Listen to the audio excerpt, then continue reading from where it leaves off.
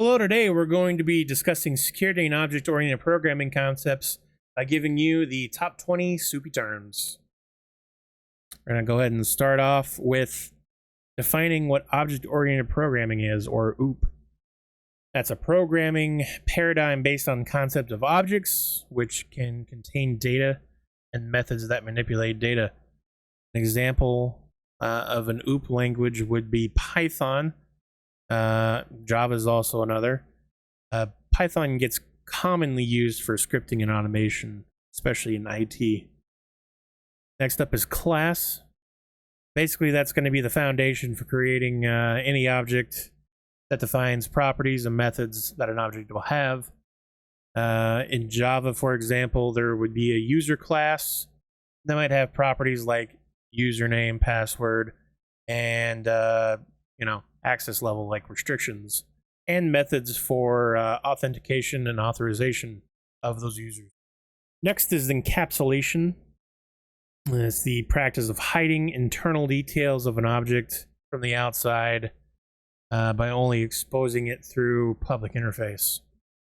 So in Java, you could have a class that represents a secure database connection. Username and password could be stored as private variables that would only be accessed within that method of that class.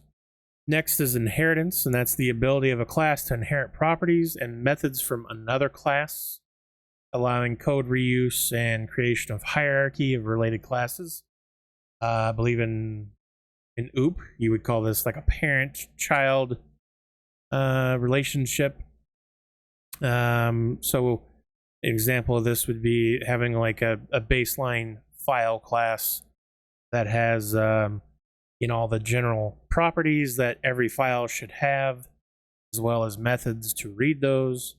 And then you could have a secure file class, which would inherit all of the properties of the generic file class, as well as certain properties that you would need to make a secure file. Next is going to be modularity. Fits in kind of with inheritance. The practice of breaking down a system into smaller independent components or modules that can be maintained and updated easily. An example of this could be using separate modules for intrusion detection, firewalls, and antivirus.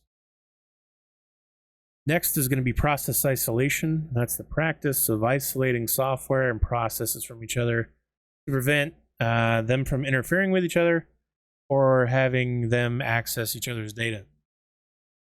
Example of this would be a web server could use isolation to prevent compromised web application from accessing the underlying OS. Next is domain separation. That's the practice of keeping different types of data or functions in separate contexts to prevent them from being accessed or manipulated by unauthorized parties. You could have web application might use separate domains for user data and application logic to prevent a malicious user from accessing or modifying the application source code.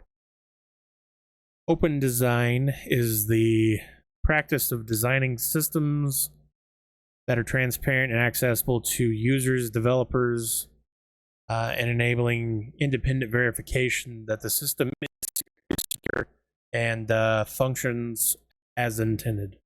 For example, open source software would include Linux. That's an operating system, can be independently audited, reviewed by the public, and they can even identify and potentially create fixes for potential vulnerabilities. Next is defense layering. It's the practice of implementing multiple layers of security protocols to protect against range of threats and attacks. So again, it would be layering of firewalls, intrusion detection systems, and antivirus software. Least privilege is the idea that users and processes only have access to the data and resources that they absolutely need to perform their function, and that's it. Nothing more, nothing less. Abstraction is the practice of representing complex systems or processes in simplified abstract terms that are easier to understand and work with. For example, you could have a car object in a game which simplifies complex real-life physics of a real car and make those translate into properties and methods that can be controlled by a game's source code. Polymorphism is the ability of a class to take on multiple forms or have multiple behaviors depending on the context in which it is used. An example of this would be different encryption algorithms for different types of data depending on the level of security needed. Composition is the practice of building complex objects from simpler objects or components and combining them in various ways. Again, we're going to harp on the idea of using a security stack, using different tools like firewalls, detection systems, and antivirus software. That gives you a complete, comprehensive defense against many different types of attacks. Next is going to be interface. That's a set of methods or functions that define the behavior and capabilities of an object without revealing its internal details. A good example of this would be an API, which is a set of methods or functions that define how software, components, and or services can communicate with each other securely without leaking any data. A method is a function that is associated with a class object and can manipulate the object's properties or data. A good example of this would be a password validation method. It checks whether a user's password meets certain criteria, like length, complexity, if it's expired, if you used it before allowing them to continue on with the system or service they're trying to access. Next is property, and that is a value or attribute of an object that can be read or modified by methods or other objects. Example of this in IT could be an access control list, which is a set of permissions or attributes that define who can access a particular resource or service and what actions they can perform to it. Next is static. Static is a keyword in many programming languages that indicate that a property or method is associated with a particular class rather than an instance of that class. Example of this could be a shared secret key, like a cryptographic key that is associated with a particular application or service and is used to secure communications or transactions between different parties. Up next is constructor. That's a special method that is used to create and initialize objects of a class. An example of this could be a security policy that is applied to a system or network, which specifies the rules and settings that must be configured first before the system can be used securely.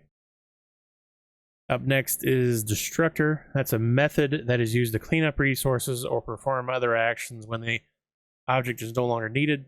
Example of this would be the data wiping function, which would securely erase sensitive data from a storage device or memory location when it is deemed or no longer needed, so that there would be no leak of data or unauthorized access. And the number 20 term that I have on my list is overloading, and that is the ability of a class to have multiple functions or methods with the same name but different parameters or behaviors. An example of this is a system or service that has multiple layers of defense.